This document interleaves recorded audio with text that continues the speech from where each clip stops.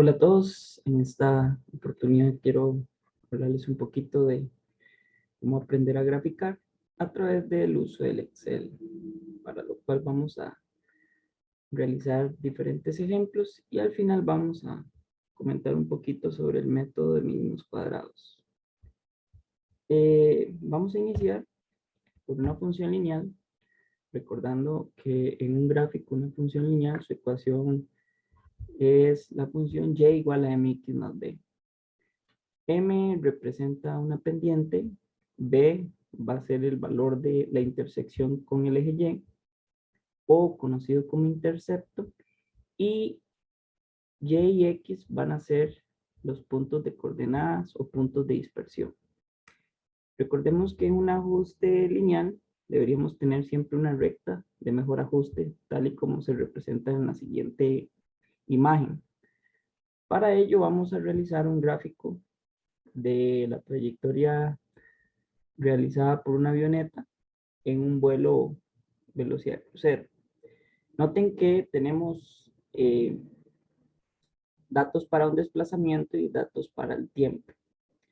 Cuando decidimos hacer un gráfico, es importante que siempre identifiquemos cuál es la variable independiente y cuál es la variable dependiente, ya que la variable independiente será la variable que se va a encontrar sobre el eje X, mientras que la variable dependiente la encontraremos sobre el eje Y. En este caso, vamos a considerar que el tiempo es la variable independiente. De acuerdo al estudio del movimiento, pues eso es lo que vamos a representar acá. Entonces, cuando nosotros nos encontremos en Excel, lo primero que hacemos es llevar esta tabla de datos. Esta tabla de datos es esencial para poder hacer cualquier gráfico. Cuando tenemos los datos listos, los seleccionamos y nos vamos a ir a la pestaña que dice insertar. Como podrán ver, ahí les aparece dentro de todas las funciones, aparece una que dice gráficos. Esa función de gráficos nos va a decir qué tipo de gráficos queremos. Habrán algunos casos donde tal vez necesiten un gráfico de barras y pueden notar que hay diferentes tipos gráficos de barras. Habrán otros donde necesitarán de rectángulos, qué sé yo, líneas. Y eso va a depender mucho del análisis que se haga en cada uno de los elementos de datos que se tengan. En este caso, nosotros vamos a representar un punto de dispersión y automáticamente vamos a escoger el punto de dispersión en donde nos muestra solo los puntos. No nos interesan líneas ni trazos, sino los puntos. Vean que acabamos de obtener una función del gráfico. ¿Qué es importante que consideren en este gráfico? Que a veces, cuando estamos graficando, no nos damos cuenta, pero los ejes se podrían cambiar. Y si notan acá, me está quedando un valor de 0 a 3,5, lo cual representa los valores de tiempo.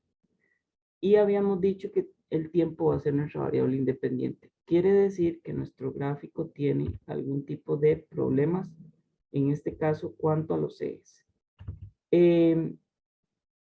Basta seleccionar los puntos, dar un clic derecho y ir al seleccionar los datos. Cuando nosotros le damos a esta función, le estamos diciendo, ok, queremos analizar cada uno de los datos. Voy a la serie, que es la que estoy trabajando, y le voy a dar modificar. ¿Por qué modificar? Porque ya me di cuenta que mis datos están al revés. Entonces, ¿qué es lo que quiero en el eje X? En el eje X no quiero los datos de desplazamiento, sino que quiero los datos de tiempo. Y me devuelvo. Acaba de corregirlo. Y en los datos del eje Y no quiero los datos de tiempo, sino que quiero los datos del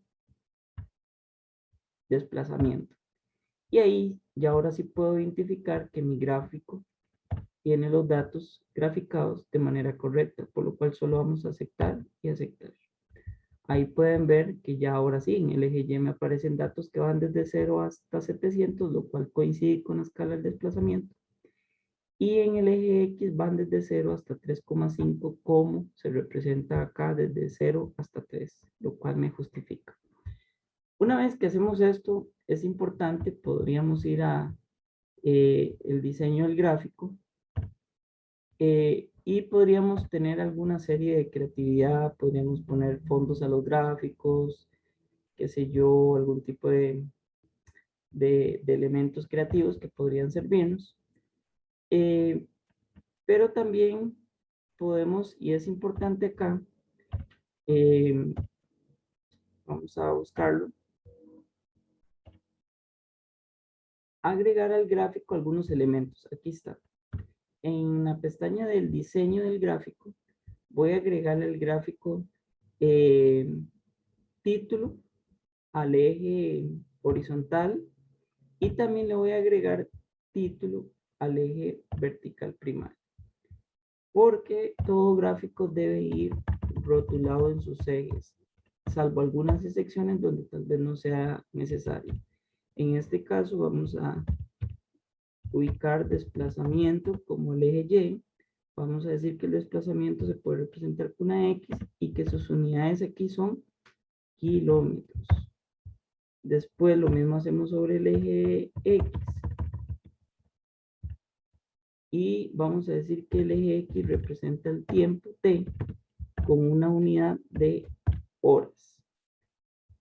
Eso ya nos queda acá como una referencia. Si ustedes gustan, pueden dejarlo como sombreado en negrita.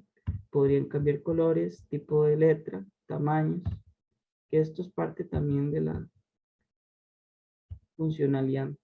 Es importante escribir un título, para lo cual yo voy a escribir trayectoria trazada por avioneta en vuelo. Puedo dejarlo así, no me voy a... Esto de los títulos va a depender mucho de la condición que tenga cada formato. Por ejemplo, un reporte de laboratorio que les exija escribirlo de acuerdo a si diga gráfico 1, un desplazamiento en función del tiempo para una trayectoria trazada por una avioneta en vuelo, o simplemente un título muy abreviado como en este caso. Por factores de tiempo, pues voy a dejarlo así y eso quedará a criterio de cada uno de ustedes. Una vez que ya tengo el gráfico configurado con título, con ejes, aquí igual voy a ponerlo en negrita para que se vea. Voy a seleccionar, voy a darle un clic en este punto de manera que se toquen todos los puntos. Una vez que se han tocado todos los puntos, voy a dar clic derecho y voy a decirle que quiero agregar una línea de tendencia.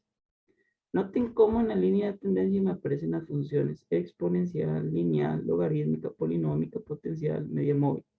En este claro ejemplo estamos con una función lineal, entonces no tenemos que moverlo, pero si tuviéramos que considerarlo exponencial, ahí estaría. Y en este caso vamos a considerarnos con lineal. Noten que al hacerlo lineal, pues vamos a también a presentar una ecuación en el gráfico y el índice de correlación o el valor de R Pearson. Con eso estamos estableciendo ya nuestra ecuación y nuestro índice de correlación. Podemos correr esto para acá y podemos cerrar acá este menú. Visualmente, una vez que ya hemos hecho el gráfico, podríamos eventualmente eliminar estas líneas para que el gráfico sea más visible y podríamos a la función del gráfico, vamos a ver si me deja ponerlo en negrita, o incluso podrían hasta usar otro color, qué sé yo, podríamos dejarlo como en, vamos a dejarlo en este azul. Noten que ahora sí, a partir de esto, hemos obtenido una pendiente 186,5, lo cual va a representar en este gráfico una velocidad promedio, una velocidad media, y 49,89 representa la intersección en el eje Y, es decir, la posición inicial en el tiempo igual 0 fue de 49,89 kilómetros, es decir, este avión empezó con un desplazamiento de casi 50 kilómetros. Entonces, así es una forma fácil de cómo podemos hacer un gráfico lineal.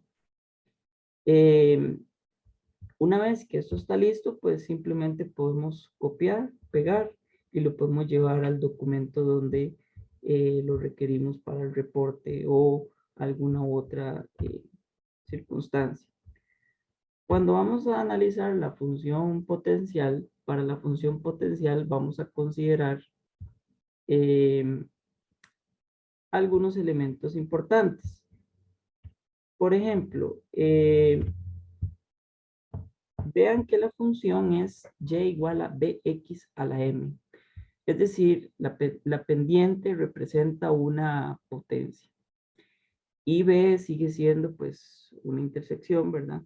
Pero vean que en la imagen n acá es el mismo valor de la pendiente. Decimos que n y m es una cuestión igual, es una cuestión de formalismos. Pero aquí podríamos tener diferentes tendencias para la función potencial. Una función potencial como la que traza el 1 es cuando esa pendiente va a dar un valor entre 0 y 1. Podríamos decir que tiene una tendencia como la de 2 cuando esa pendiente es mayor a 1. Y podríamos decir que es una tendencia como la 3 cuando la pendiente es menor a 0. Eso va a depender mucho claramente de los datos o elementos con el cual estemos trabajando. En este caso, pues, acá tengo una serie de datos bastante cortita, pero será suficiente para poder representar un gráfico potencial.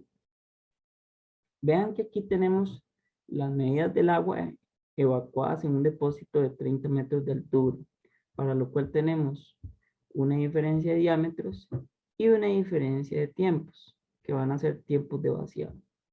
Entonces, vamos a llevar este gráfico nuevamente, vamos a buscar insertar, le vamos a decir que nos dé puntos de dispersión, para lo cual tenemos acá el gráfico. Y notemos que, vamos a ver, tenemos otra vez, de acuerdo a la función, aquí estaríamos graficando, deberíamos de graficar cómo a través del diámetro tuvimos un tiempo de vaciado. Entonces, vuelvo nuevamente a tocar los datos. Voy a seleccionarlos porque me los está recogiendo al revés. Voy a ir a modificar y le voy a decir que en el eje X me grafique los datos de tiempo de vaciado del depósito. Mientras que para el eje Y le voy a decir que me grafique los diámetros. Déjenme ver cómo se representó. Exacto. Ahí pueden ver la función del gráfico. Este gráfico igual le vamos a agregar ejes primarios, le vamos a agregar un eje vertical. Acá le vamos a poner diámetro. En realidad sería diámetros. Podemos representarlo con una D mayúscula y ponemos unidad, que serían en metros. Recuerden, si quieren, lo pueden sombrear negrita para que se resalte. Y lo mismo hacemos con el eje X, para lo cual llamaremos tiempo T en segundos. Y acá también podemos sombrear. Luego le hacemos lo mismo al título y le vamos a llamar, de acuerdo a la tabla, voy a poner ahí, vamos a ver, puede ser vida, agua evacuada en un depósito de 30 metros.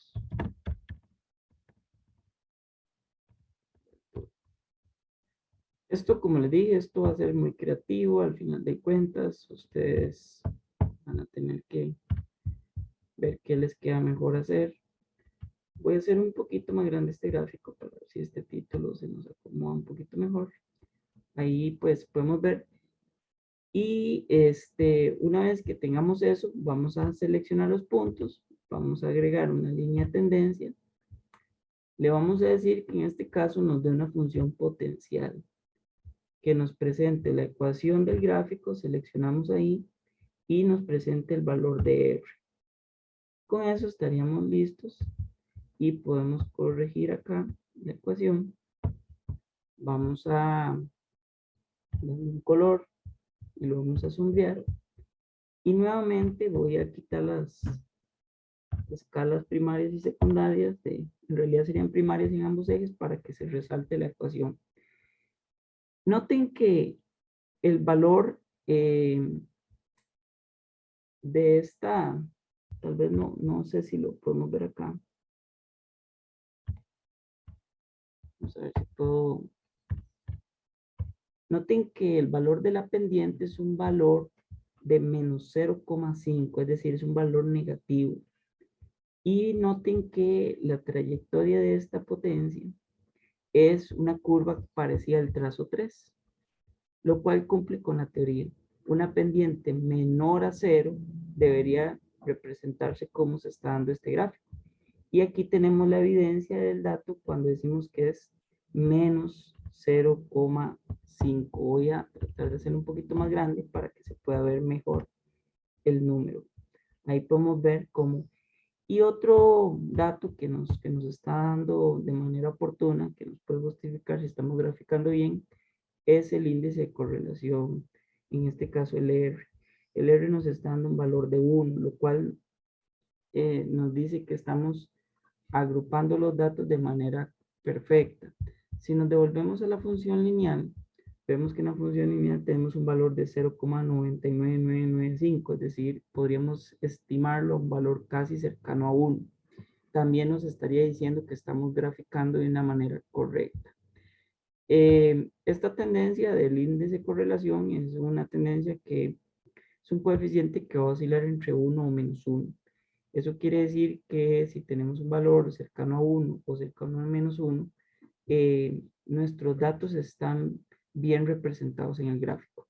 Por tanto, si ustedes tienen un valor entre 0 a 0,5, por poner un ejemplo, estaríamos diciendo que ahí tenemos datos que estarían incurriendo en posibles errores de graficación.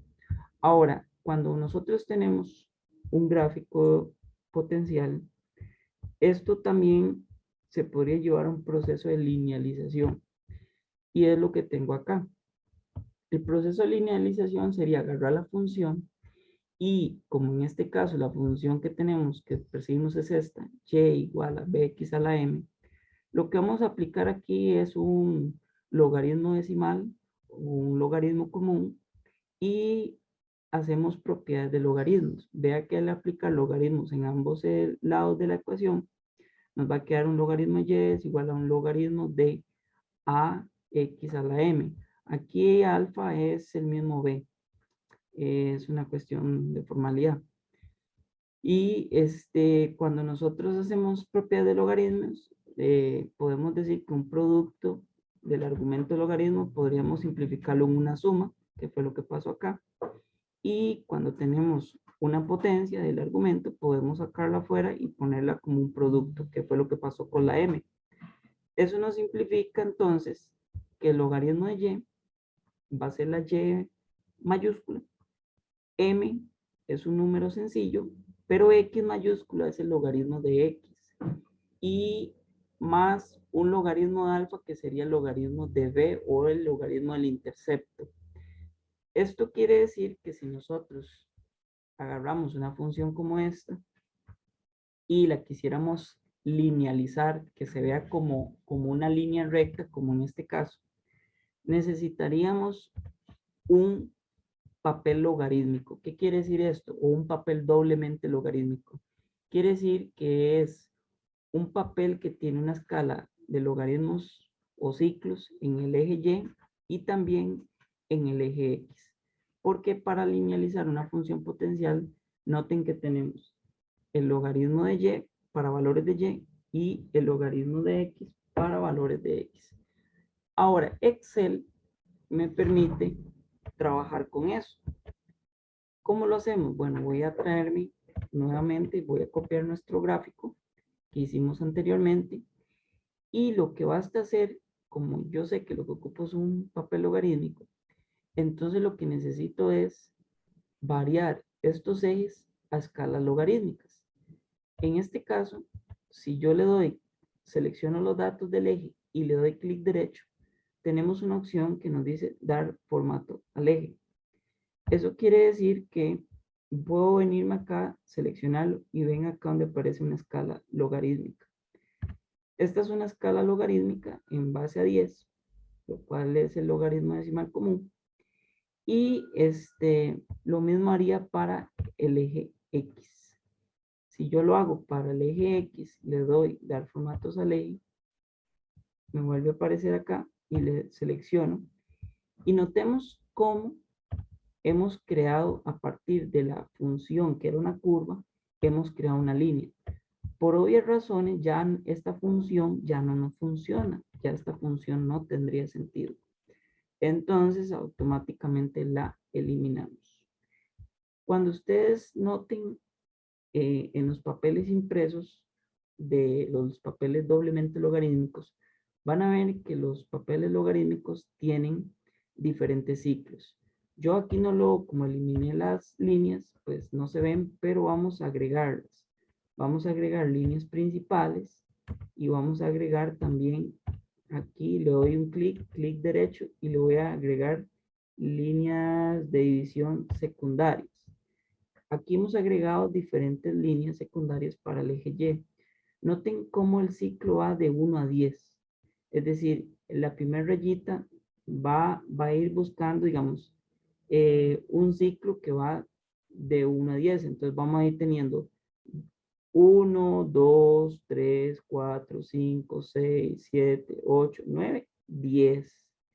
Quiere decir que si tuviéramos otro ciclo, entonces el otro ciclo sería como el del eje X, iría de 10 a 100. Y si lo representamos en el eje X, que vamos a hacer lo mismo, vamos a representar las líneas principales, clic derecho otra vez, y las líneas secundarias. Noten cómo vemos un ciclo que va de 1 a 10, es decir, 2, 3, 4, 5, 6, 7, 8, 9, 10.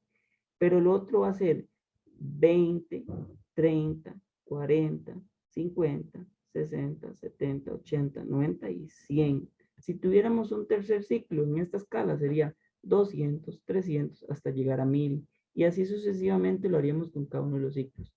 Y esto es lo que llamamos un proceso de linealización, es decir, pasar de una curva a una tendencia lineal, retomando y recordando que en este caso, como es un papel doblemente logarítmico, los valores de y que estamos obteniendo aquí son una representación de un logaritmo de y. Y los valores de x que estamos obteniendo acá son una representación de un logaritmo de x. Y esa es la famosa función potencial. Ahora, realicemos lo mismo con nuestra última tendencia, que sería la eh, función exponencial. La función exponencial, su principal característica es este valor constante, L de Euler. Ese valor es un exponencial que está dentro de la función. Es decir, y igual a b e a la xm. Antes, cuando veíamos la función potencial, decíamos b x a la m. Aquí vemos cómo x forma parte de la potencia del, o más bien forma parte de, bueno, sí, la potencia del exponente. Y eso configura de manera diferente la función. Podemos ver cómo tenemos un trazo 1, ¿verdad? Cuando decimos que esa función está menor a 1 y un trazo 2 cuando esa función es mayor a 1. En ese sentido, lo que estamos diciendo es que podríamos tener una función exponencial creciente o decreciente. Y nuevamente vamos a tomar los datos de la tabla 3, en este caso es el voltaje de descarga en un capacitor electrolítico. Esto sería para un circuito RC. Entonces aquí vamos a ver cómo se nos da la función de descarga. Vamos a considerar que el voltaje va a ser nuestros datos en el eje Y y en el eje X vamos a interpretar el tiempo. Esto es uno de los aspectos que más deben de cuidar, saber cuál es la variable independiente.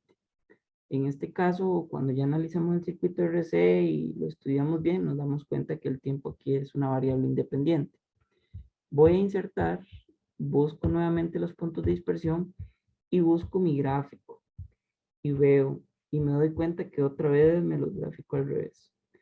Entonces, ¿cómo podríamos corregir eso de una manera que en el Excel no me lo salga de esa forma? Bueno, pongan en el eje X todo como tiempo, como primer fila y el voltaje en la segunda fila, es decir, dele vuelta a la tabla y eso les va automáticamente a graficar. En este caso, yo lo voy a hacer como lo he venido haciendo con los otros demás gráficos. Voy a seleccionar los datos, voy a marcar la serie, ya está marcada, modifico y digo que para el eje X me tome los valores de tiempo y que para los valores de Y me tome el voltaje y listo. Ya ahí tengo una función al gusto. Doy a aceptar, aceptar y vean cómo ya tengo una función que va persiguiendo la trayectoria 1, es decir, es decreciente. Ahora, igual que los otros, es importante, y insisto, que le pongamos títulos a los ejes. Vamos a considerar entonces que en nuestro eje Y tenemos un voltaje V con unidades en volts. Y lo voy a sombrear para que resalte un poquito.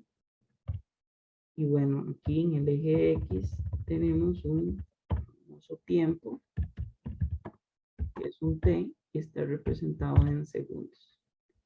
Y nuevamente lo resalto. Título acá, vamos a poner voltaje. Vamos a poner voltaje. Vamos a borrar estos pequeños. Descarga en un capacitor para un circuito RC. Y así lo voy a dejar en este caso, ¿verdad? Y ya tengo nuevamente un título. Una vez que ya configure los títulos de los ejes, el título del gráfico, selecciono todos los puntos. Le doy clic derecho y le voy a decir que quiero una línea de tendencia.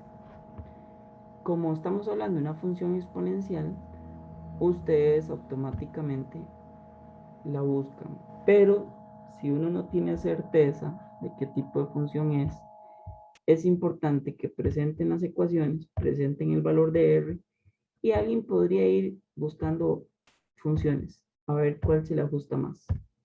Y vean que ahí van viendo la tendencia. En este caso, pues claramente vamos a decir que es una exponencial porque ya sabemos que el comportamiento de un voltaje descarga en un capacitor es exponencial.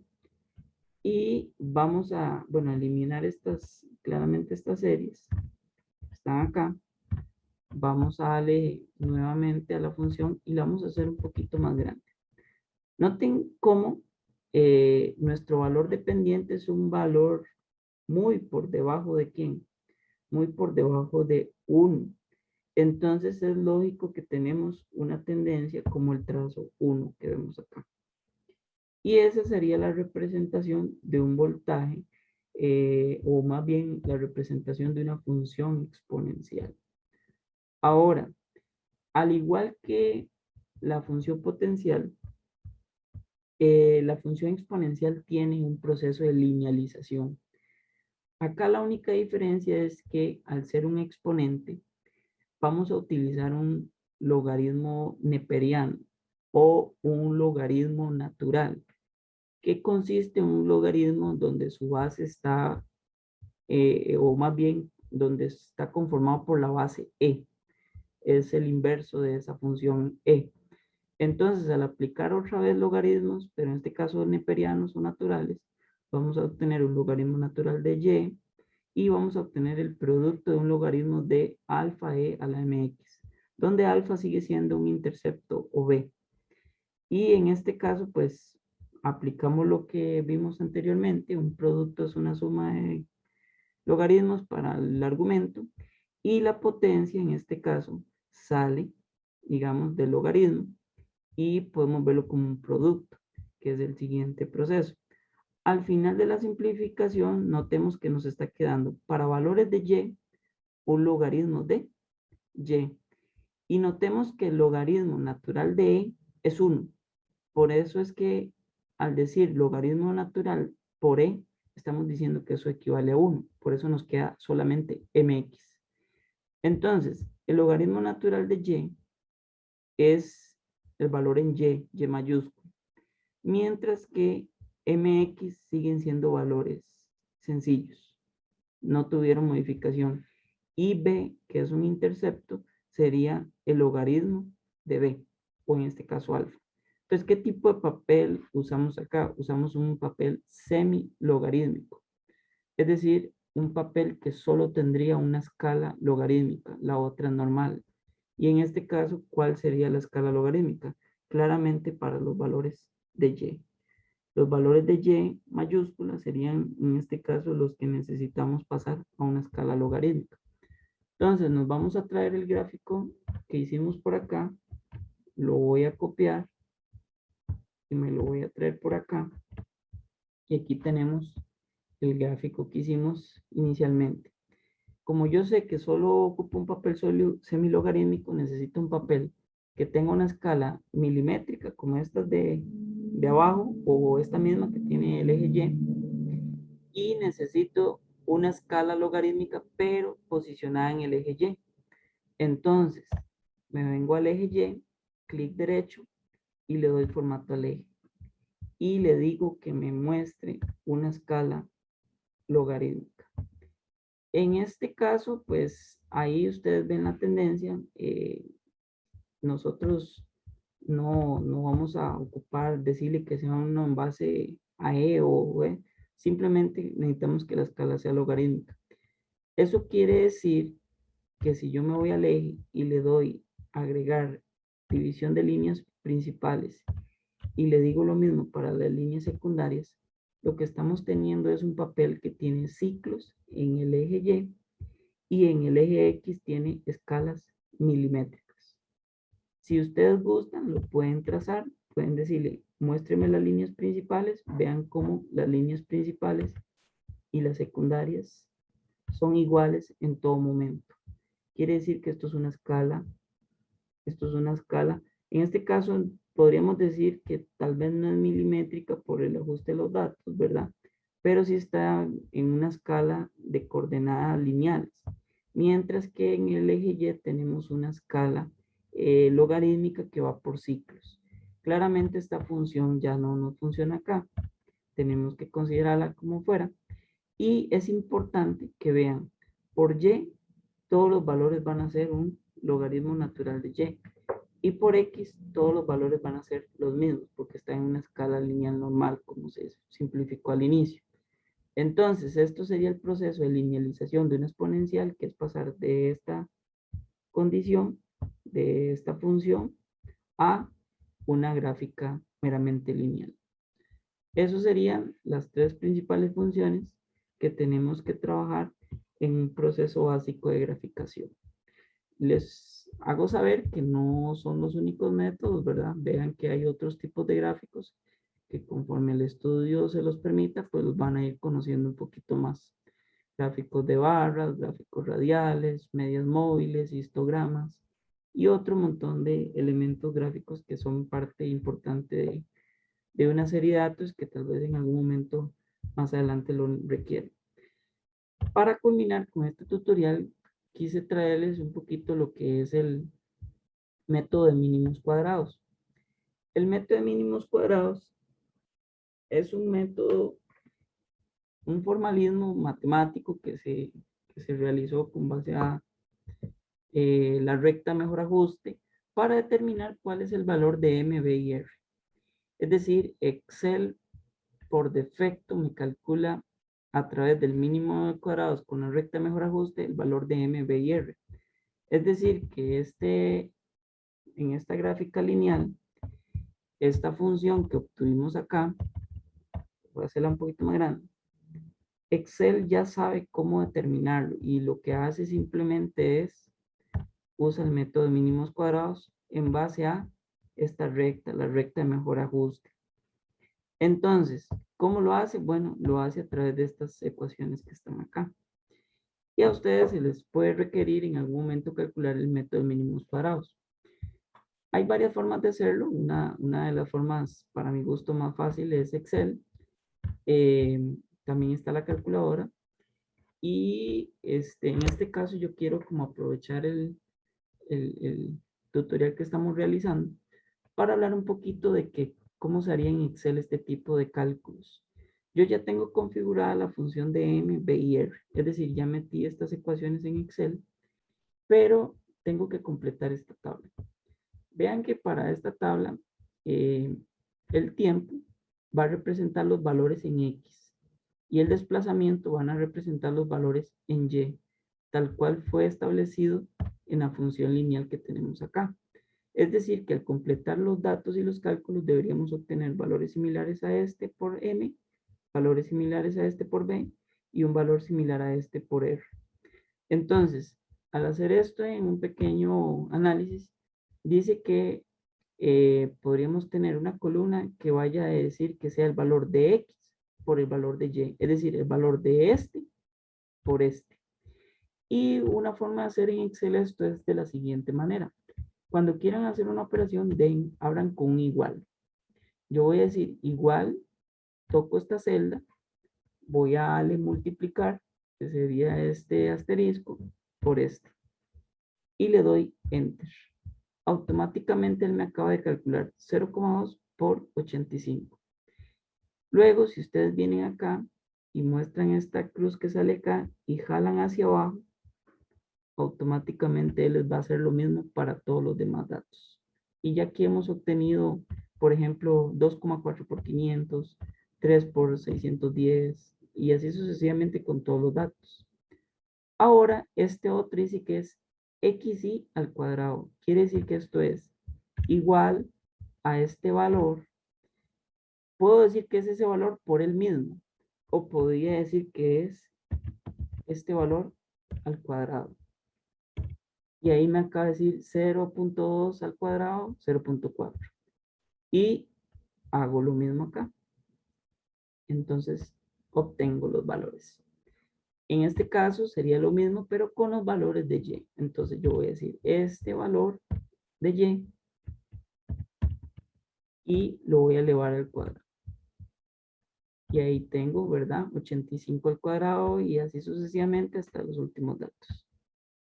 Una vez que he hecho esto, aquí es importante hacer las sumatorias. Esta va a ser la sumatoria ¿de quién? De los valores en X. Entonces yo voy a decirle igual, suma, abro un paréntesis, agarro los datos desde 0,2 hasta 3, cierro paréntesis y le doy Enter. Y me dice que son 14. Puedo hacer lo mismo con este. Igual suma, abro paréntesis y hago hasta acá. Y así lo puedo hacer con cada uno de los datos. Ahí tenemos los datos de sus sumatorias. Número de datos. Este sería el famoso n que aparece en la función acá. Ese número n lo que me dice es cuántos datos tengo. Basta decir igual, contar, abro paréntesis y digo, cuénteme cuántos datos hay de punto 2 a 3. Cierro paréntesis. Igual, me dice que tengo 10 datos. Entonces vean que como yo ya configuré la función, m me está dando un valor de 186,5013, b me está dando un valor de 49,8981 y r 0,998. Voy a traerme la función acá, esta que está acá, voy a traerme este gráfico, lo vamos a copiar, lo voy a llevar acá y vamos a comparar los resultados que acabamos de obtener con el gráfico con el método de mínimos cuadrados. Vean que la pendiente nos está dando igual, el valor del intercepto nos está dando prácticamente igual, y el valor de R sí nos da un poquito disperso en el último decimal, que ahí da 995 y aquí da 998, lo cual es insignificante. Entonces vemos cómo el método de mínimos cuadrados también nos aporta una información relevante de la función. Entonces, si alguien de ustedes quisiera comprobar el método de lo que el gráfico obtuvo, lo pueden hacer a través del método de mínimos cuadrados. Yo no quise hacerlo, el valor de la función lo configuré antes, porque pueden ver cómo la función es una función bastante, ahí se puede ir haciendo la función por paréntesis, poniendo los valores que son, y con eso lo calculan. ¿Cuáles son las funciones que tienen que hacer? Bueno, en este caso m es esto, ¿verdad? Sería n por x, por la sumatoria de x por y. Entonces, ¿qué fue lo que pasó aquí? Me está sumando este valor que es 10, ¿por quién?